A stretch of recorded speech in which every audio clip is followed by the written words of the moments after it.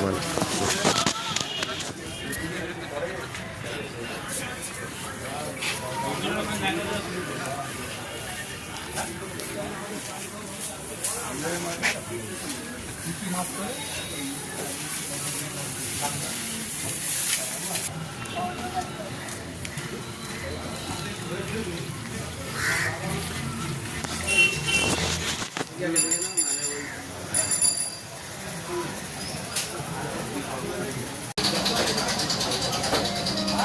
আমি নিয়ে নিতাম, যেহেতু রাত্রিবেলায় আপনারও শরীর খারাপ হবে, আমারও শরীর খারাপ, দেখতে ছেলে দৌড়াদৌড়ি করছে।